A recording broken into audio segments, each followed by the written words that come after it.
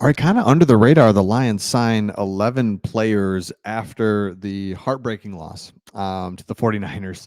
And I think we've all just kind of gotten back into the swing of things after that loss. You didn't want to look at anything Lions related. You didn't want to go on social media. You don't want to do anything for a couple days. So now you're getting back into it. Let's take a look at it. The Lions signed 11 players to future deals. Now, what this means is you're saying, hey, we want you to be part of our team training camp next year, next in the future. So why would the Lions do this? This is an agreement to say, hey, we want you and we're going to use you. And then why would you sign this if you were a player?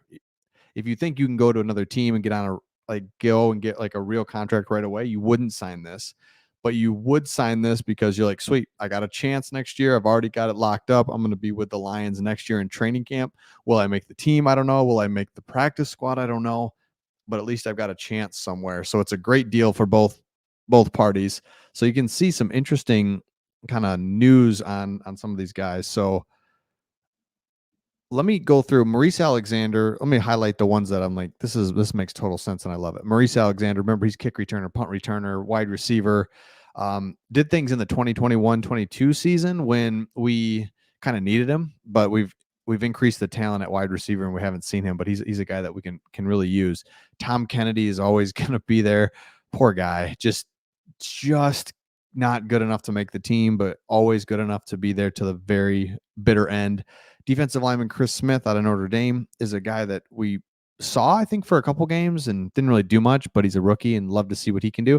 And then Jamar Jefferson, 7th round pick, Oregon State, needs to just get better, but is right there and is somebody that I could see. I don't expect it to happen, but could take over for Craig Reynolds or be a third down back if Craig Reynolds doesn't come back. He's a guy he's kind of a hybrid between David Montgomery and Jahmyr Gibbs, but not as good, obviously.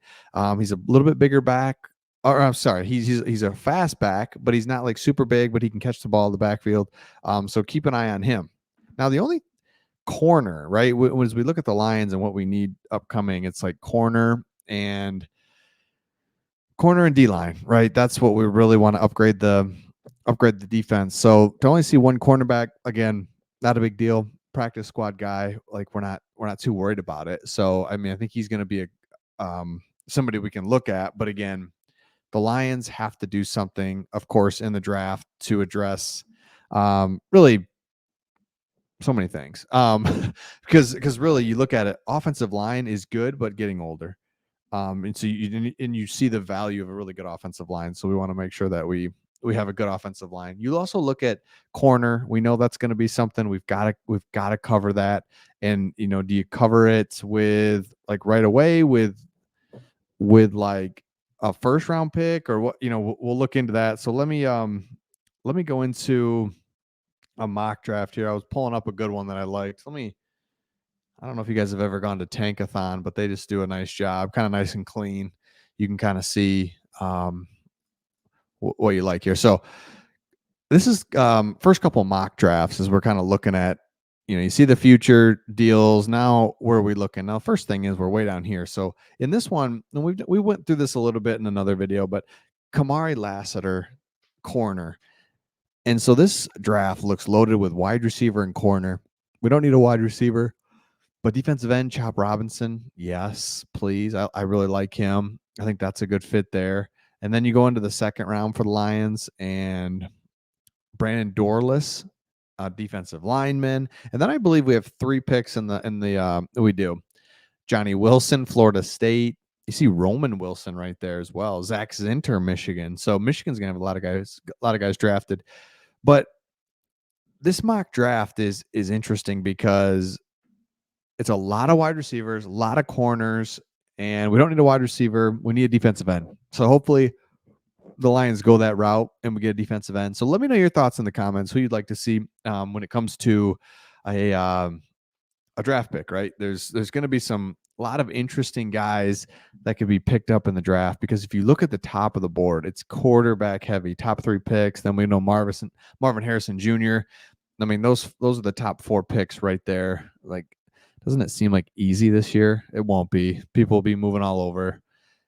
Boy, JJ McCarthy. I just don't think he's going to be that good of of a pro quarterback. I think he's just very solid college quarterback, and he was around a loaded team. But I don't see him being a good quarterback in the NFL. I don't know. Maybe I just no, he hasn't shown just being like a straight up good quarterback. He's shown, man, he can make the plays and the 3-4 throws that he's really asked to make. He can do them, and then the rest of them, it's just hard to evaluate. Michigan most of the year, except for I mean, at the end was big time games. Don't get me wrong, but 10 games were just run the ball, keep it one of these times, throw it to Roman Wilson. He's wide open because there's 9 guys in the box.